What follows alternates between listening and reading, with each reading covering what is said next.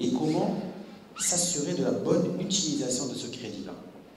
Je pense que Sifem, il a déjà esquissé un petit peu ce qui s'est passé par rapport à Mourawadati. Moi, j'irai plus loin par rapport à ce qui s'est fait au niveau du crédit jeune promoteur. Nous, on ne va pas négliger l'expérience que nous avons eue par rapport à ces deux programmes, qui pour certains, ça leur a permis donc de se créer, de se développer, et parfois même de s'enrichir, et qui pour d'autres se sont certes enrichis, mais pas professionnellement, beaucoup plus personnellement. Et je parle en connaissance de cause, pour avoir eu la chance de vivre cette expérience où je recevais donc des entrepreneurs, de jeunes entrepreneurs qui avaient des idées, qui voulaient se lancer, et qui venaient vous voir avec un business plan. Lequel business plan a été fait par un comptable, par un ami, par quelqu'un qui avait un petit peu l'habilité des chiffres. Mais malheureusement, ça ne passe plus aujourd'hui, ça ne peut plus se passer comme ça, parce que la connaissance, enfin, le métier, l'expérience et la connaissance du marché est fondamentale. Un business plan, ce n'est pas quelque chose qui s'achète, ce n'est pas quelque chose qui se copie. Ça c'est fondamental. Et comme je l'ai dit, les banques ont parfaitement compris, de par l'expérience qu'elles ont eue par le passé via ces deux programmes, que la plus grosse difficulté, ce ne sera pas donc de financer, puisque, il faut le reconnaître, il y a quand même des initiatives gouvernementales et des initiatives ministérielles qui font que aujourd'hui on peut prendre du crédit sans donner une hypothèque, sans donner parfois même sa caution personnelle. Bref, on n'a pas besoin d'être riche pour se faire financer au niveau des banques. Donc là, franchement, il faut être fier du travail qui a été fait, notamment via les différents ministères, en mettant en place des fonds de garantie, etc. Mais la plus grosse difficulté, sincèrement, ça sera, et c'est ce que j'appréhende moi personnellement, disons, on est un petit peu expert dans le domaine, puisque j'ai été amené à gérer des clients, etc. Bon, maintenant, je suis beaucoup plus dans le stratégique.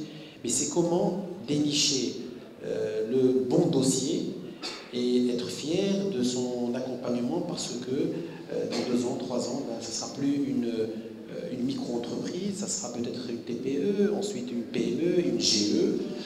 Voilà, ça c'est vraiment le plus grand dilemme que le banquier sera amené à résoudre.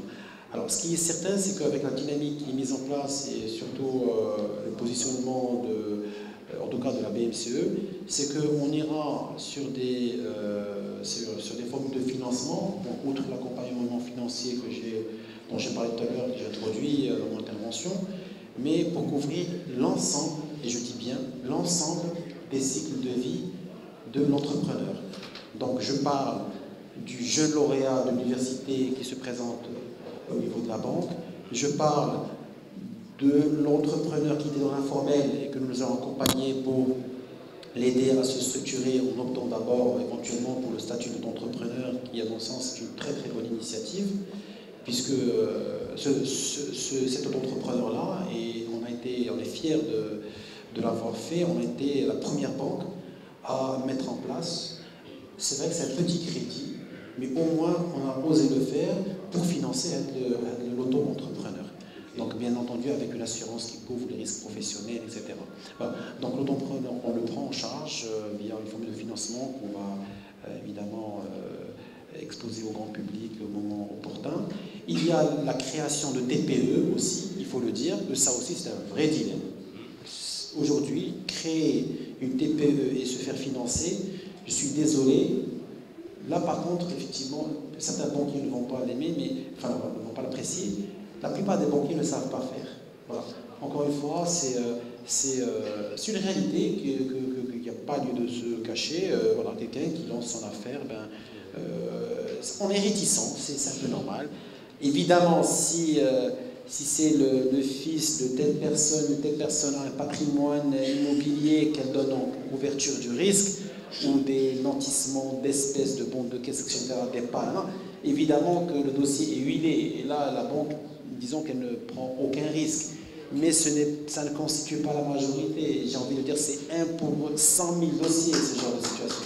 Voilà. Donc, sincèrement, on est dans une dynamique où on veut vraiment accompagner le jeune entrepreneur et pas nécessairement ceux qui ont les moyens de couvrir le risque, parce que là-bas avec le fonds de garantie, avec même les fonds de garantie qui existent aujourd'hui, notamment celui de la CCG, je pense aujourd'hui, d'ailleurs dans mon entourage, j'encourage toute personne qui veut se lancer, qu'elle prépare dès maintenant à, disons, synthétiser le projet, parce qu'il va y avoir beaucoup d'initiatives. Bon, on ne peut pas encore en parler aujourd'hui, mais il va y avoir beaucoup d'initiatives, même vis-à-vis de certaines administrations, qui vont faciliter énormément ce déclic pour que le jeune entrepreneur, notamment, puisse concrétiser dans les meilleures conditions son rêve. Donc, jeune entrepreneur, allez voir M. Slassi. Il vous écoutera avec intérêt, méfiez-vous. Il écoutera avec intérêt, à 10%. Non, je pense qu'effectivement, Slassi a évoqué des changements dans l'environnement qui ne s'existent pas tout à fait et qui, en fait, vont dans le sens de l'inclusion. N'est-ce pas? Lorsque CNPJ a lancé cette opération de maximisation d'affiliés, nous avons besoin de nouveau. Tout ce qui s'est dit, on le connaît trop. Très bien. Alors, quelle est l'initiative? Quelle est l'innovation? À quoi on va arriver? Tout à fait, tout à fait. Je pense que nous avons une batterie de mesures qui ont été proposées. Et la question maintenant, c'est de dire, si nous terminons nos rencontres avec de simples recommandations, on n'a pas avancé. Il faut un plan d'action. Qui fait quoi, quand et comment. Deuxièmement, nous avons, lors de nos échanges, prouvé qu'il y a un gisement peut-être de croissance qui est inexploité aujourd'hui, notamment le capital immatériel. Et j'ai eu la chance de côtoyer beaucoup de jeunes dans différentes institutions qui découvrent constamment des choses intéressantes, qui ne sont pas toujours brevetées, alors que c'est brevetable et vendable ou franchisable, n'est-ce pas? Et quel est le mécanisme? Nous avons l'OMPIC, par exemple, qui a fait un saut qualitatif extraordinaire, n'est-ce pas? Mais ça revient à ce que j'ai dit tout à l'heure, il y a plusieurs institutions qui pourraient concourir au succès de certains projets, mais la mayonnaise ne prend pas parce qu'il n'y a pas de liant et il n'y a pas de mécanisme de convergence, et jusqu'à présent, on peine à les trouver. Peut-être que laisser conclure Madame Boutal avant de tirer une conclusion, mais je reste sur ma faim. Je n'ai toujours pas de réponse sur le mécanisme de mise en œuvre du Small Business Act. Moi, je vais juste vous raconter une petite anecdote que j'ai vécue. J'étais au Canada, il y avait une prof qui venait avec, qui enseignait l'entrepreneuriat, mais elle m'a invitée chez elle au niveau de la classe et voilà que je découvre. Bon, elle devait enseigner le business plan, donc ce que notre ami a cité. Donc, et je m'attendais, bon, voilà, des tableaux de bord, etc., machin. Et en fait, elle a amené un genre de labyrinthe. Donc, elle a divisé les étudiants en groupes. Elle leur a dit, allez, dans un premier temps, faites le labyrinthe. Donc, alors chacun en silence, voilà. Après, en second temps, elle leur a apporté de grands papiers blancs. Elle leur a dit, chacun, donc dans son groupe, chacun doit écrire, enfin dessiner une histoire. Mais l'histoire, c'est son histoire à lui, c'est lui qui pense cette histoire-là. Donc chacun à son tour dessinait, il devait compléter l'histoire de l'autre sans forcément communiquer. Et le dernier devait raconter cette histoire-là. Et en fait, la moralité de la chose, c'est que le business plan ne dit absolument rien. C'est un peu la méthode labyrinthe, oui, cet indicateur, machin, etc., très bien. Mais finalement, l'entreprise, c'est une histoire. C'est une histoire qui se raconte. On ne sait pas, on connaît le point de départ, mais on ne sait pas comment ça va se dérouler. Et c'est toute cette force collective, ce travail en commun, qui va faire que voilà, ça va vivre, ça va aller loin, etc. Et si on pense aujourd'hui, Moi, personnellement, je me dis, si on pense aujourd'hui la petite entreprise comme étant la grande entreprise de demain, et voilà comment il faut y aller, voilà les indicateurs qu'il faut, etc., on ne va pas aller très loin. Donc aujourd'hui, la petite entreprise, c'est la petite entreprise, prenons-la comme elle est, avec ses éléments, etc. Arrêtons un peu de dicter, enfin, comme s'il y avait un schéma directeur pour tout. Donc, chaque entreprise est une histoire. Après, et même globalement, de manière générale, l'entrepreneuriat, il ne faut pas le penser uniquement comme un palliatif au chômage, parce qu'on parle aujourd'hui du modèle de développement inclusif, donc forcément, tous les chômeurs vont devenir entrepreneurs et on va régler le problème. Donc, ça, c'est les beaux discours. Mais quand on va concrètement sur le terrain, on voit que, de un, malgré la multitude, enfin, parce que ces programmes d'accompagnement, par exemple, mais ils existent depuis 30 ans déjà. Il y en a une panoplie.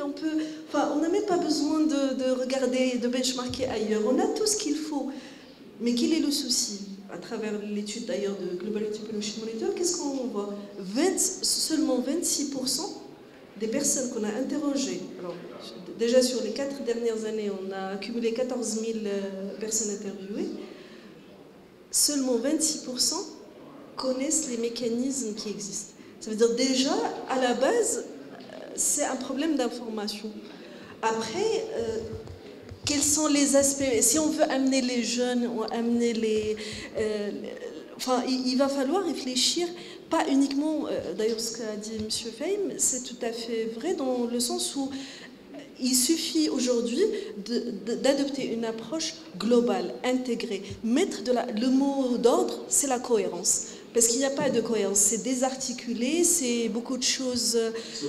Donc, amener de la cohérence dans tout cela et on avance. Tout à fait, je vous remercie. Je pense que c'est un mot-clé. On a parlé de cohérence, convergence, etc.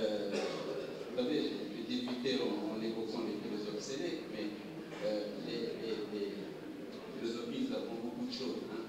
Les structuralistes disent que rien n'est isolé. Tout est lié d'une manière ou d'une autre. Et il y a des interactions entre tous les éléments. Donc, vous avez beau élaborer un business plan, vous avez beau trouver un financement, vous avez beau trouver bien cerner votre marché, etc. N'est-ce pas? Et ça, c'est du vécu. Si, par exemple, le jeune promoteur avait besoin du 380 volts, mais dans le quartier, l'ONE lui a dit non, on ne peut pas fournir de 380 volts là-bas, par exemple. Parce que, ça ne veut pas dire que l'ONE a tort. Ça veut dire que dans notre réflexion sur l'écosystème qui peut converger et faire en sorte que les projets d'entreprise aboutissent, cet écosystème n'a pas été construit. Et il n'y a pas de mécanisme qui met en rapport ces gens. Moi, il m'est arrivé d'aider des jeunes à se lancer avec un capital de 2000 dirhams. Hein? Parce que c'est surtout l'idée qui était intéressante. Lorsque nous prenons, moi je rêve un jour, si j'ai le temps, de prendre les principaux plans sectoriels, que ce soit Maroc vert, émergence, le plan Azur renouvelé, le plan artisanat 2020, etc. Mais de faire l'arborescence jusqu'à arriver au Doha, n'est-ce pas, au quartier, et voir finalement quels sont... Parce que bon, les économistes nous parlent de l'effet d'entraînement. Est-ce que, n'est-ce pas, on ne peut pas imaginer qu'une unité, une coopérative ou un GIE qui fait de l'huile d'olive quelque part, n'est-ce pas, est-ce qu'il ne peut pas être l'occasion d'émergence peut-être d'une TPE, d'une très petite entreprise, qui va simplement fournir les étiquettes. Une station PAO, ça coûte 3 fois rien, n'est-ce pas? Et il est obligé de commander parfois les étiquettes dans une grande ville, distance de 300-400 km, hein, avec une empreinte carbone. Alors là, n'en parlons pas, les jours où la compétitivité sera aussi mesurée par l'empreinte carbone.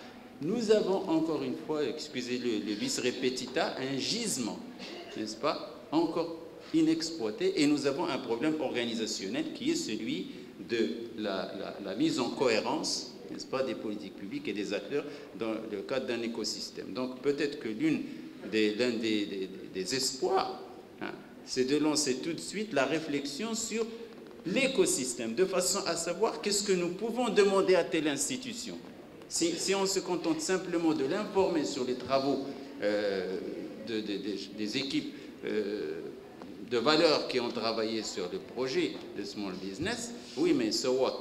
À un moment ou à un autre, n'est-ce pas? Il faut que chaque institution, que l'ONSA vous dise, ah oui, s'il y a des gens qui veulent faire, je ne sais pas moi, de la pâtisserie emballée, vendue, etc., il faut qu'il y ait un délai de valeur. Voilà la procédure, je peux les accompagner, etc. Par exemple, je dis l'ONSA comme je peux dire n'importe quel autre. Je suis allé dans les Oasis et j'ai discuté avec des jeunes en disant, est-ce que vous savez que si vous créez une coopérative ou une entreprise, qu'en dessous de 5 hectares, le laboratoire vous fournit les plans de palmiers gratuitement. Le système de goutte à goutte, vous l'installez, vous êtes subventionné à 100%. Il suffit simplement qu'il y ait du foncier. Or, vous avez Aradis Soulelia à côté, on peut maintenant aller voir Neib et il vous donnera l'accord. Les gens disaient, ah mais on ne savait pas. Donc nous avons d'abord un déficit d'information et nous avons ce problème de mise en cohérence de l'action des différents acteurs. Il faut figer les écosystèmes d'une manière ou d'une autre. Les écosystèmes diffèrent selon les activités, mais je pense que c'est là qu'on doit faire un dernier mot, c'est... Oui, je ne veux pas empiéter sur... Juste pour répondre un peu, quand on dit c'est quoi les clés de succès ou les prérequis, on avait dit, le projet il est dans l'ADN digital. Deuxièmement, il y a une gouvernance unifiée avec des propriétaires de processus, avec une reddition, donc avec un suivi, donc une gouvernance unifiée. Et troisième élément, c'est un peu ce que tu viens de dire, c'est une communication, parce qu'effectivement, faire les choses c'est bien, le faire savoir c'est mieux. Donc voilà un peu les 3 prérequis. Et pour finir, et donc on l'a quasiment tous rappelé, tout le monde veut être aujourd'hui numéro 10 dans une équipe tout seul. Donc moi je dis aujourd'hui, il faut qu'on passe de l'homme orchestre au chef d'orchestre. Et ça c'est très compliqué. Donc la responsabilité aujourd'hui que nous avons aujourd'hui dans ce collectif, c'est de dire on ne va pas lâcher et on va vous démontrer, pour revenir à ce que disait monsieur, on ne veut pas ce qui a été fait avant, mais avant, c'est donc pour moi quand je vois le truc, c'était une approche en silo. C'est rien à voir avec cette approche aujourd'hui qui se veut intégrer et qui va aller jusqu'au bout parce que le problème avant, qu'est-ce qu'on faisait?